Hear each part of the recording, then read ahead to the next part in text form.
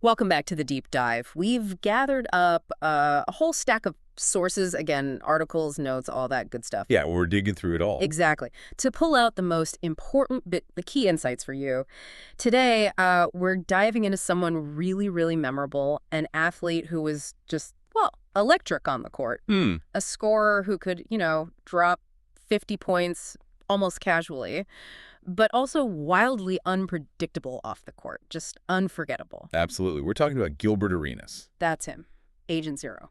And look, you probably know some basics, right? The Wizards years, Yeah. the scoring, maybe the controversies too. Yeah, those tend to stick out. For sure.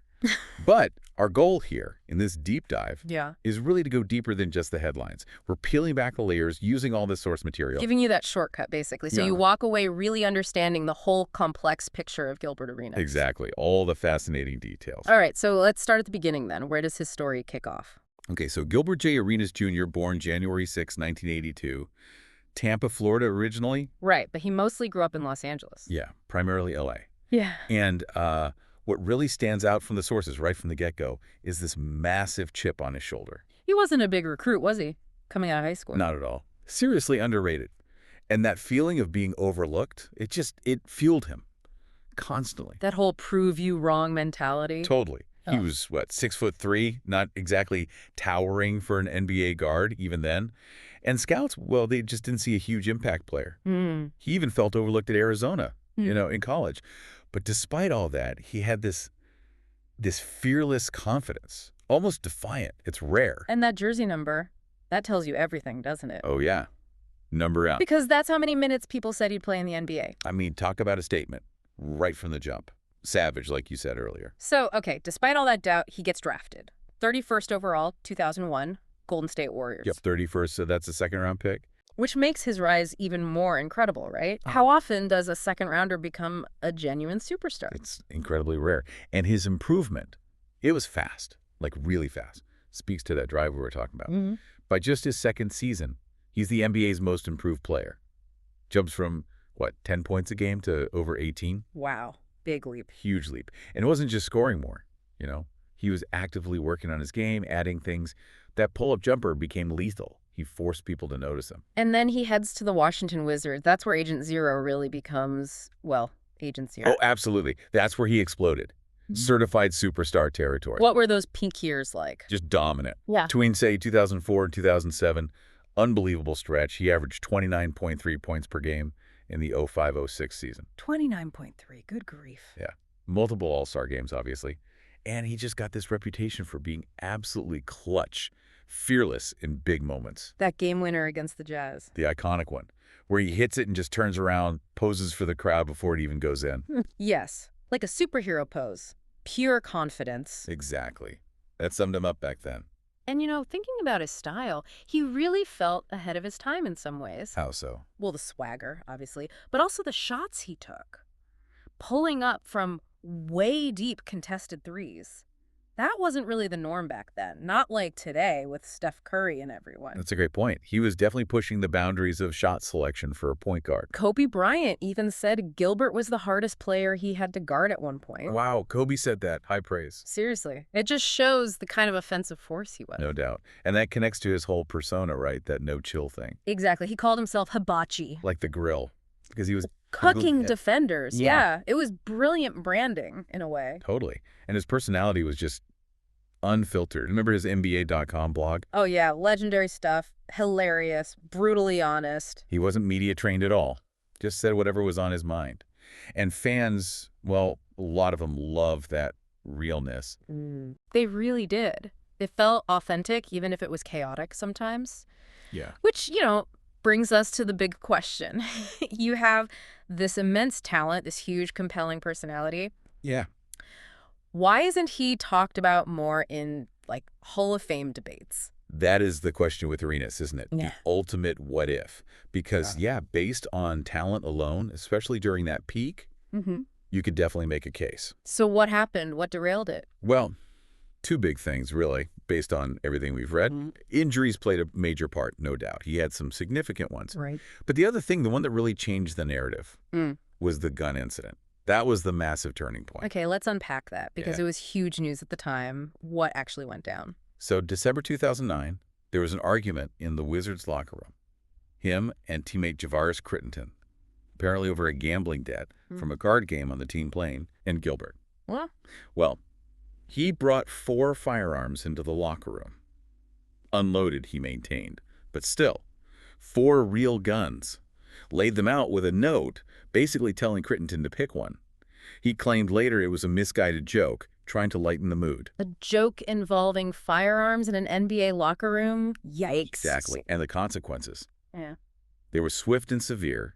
NBA security found out. David Stern, the commissioner then, suspended him indefinitely. Indefinitely. That's serious. It was a huge scandal. You have to remember the context, too. The NBA was really cracking down on player conduct, especially anything involving guns. So that suspension, that was pretty much the beginning of the end for his prime. It really feels that way looking back. Yeah. He was suspended for the rest of that season, 50 games. His image took a massive hit, obviously, and combined with the injuries that were already nagging him, he just wasn't the same player afterwards. It completely derailed his trajectory. Completely. So what happened after the Wizards? Did he manage to stick around in the league?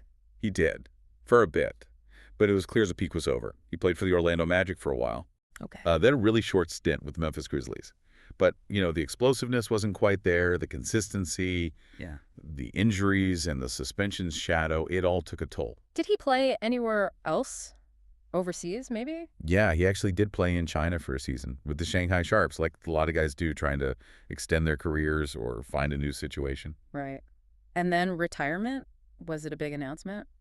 Not really. It was pretty quiet, actually. No big farewell tour or anything like that, which feels kind of strange considering how big a star he was, how electrifying. Yeah, it does contrast sharply with his playing days.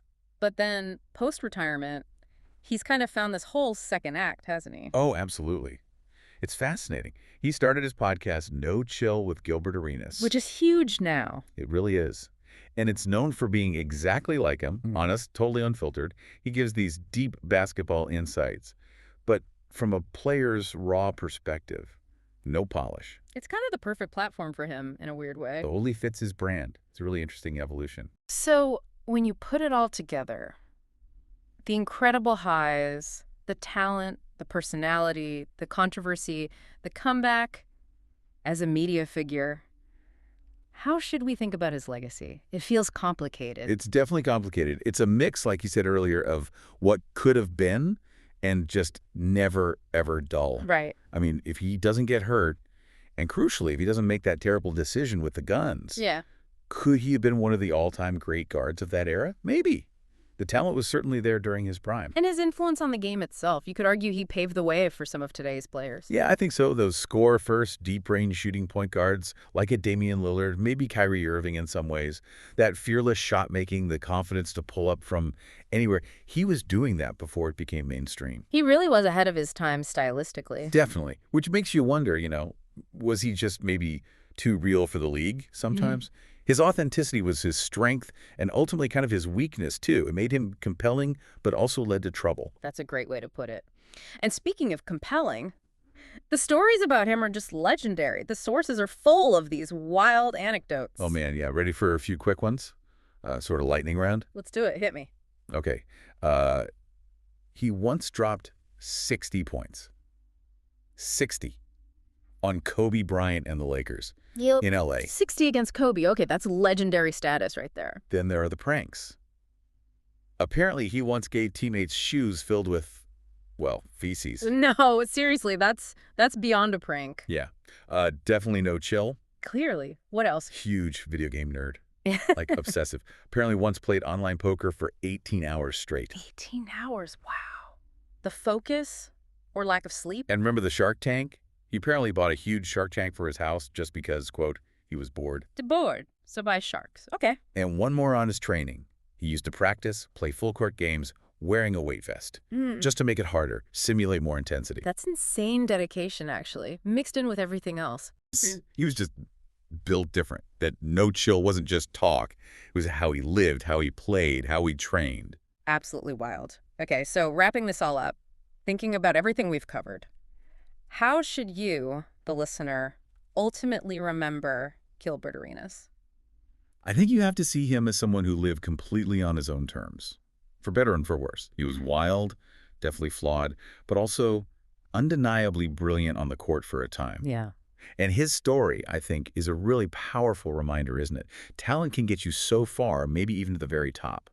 But it's your mindset, your choices. Yeah. Those are the things that decide how long you stay there and what kind of legacy you leave behind. That's a really key takeaway. He wasn't perfect, far from it, but he was always unapologetically himself. He was real. Yeah. And real, as you said, always leaves a mark. It definitely does. So maybe a final thought for you to chew on.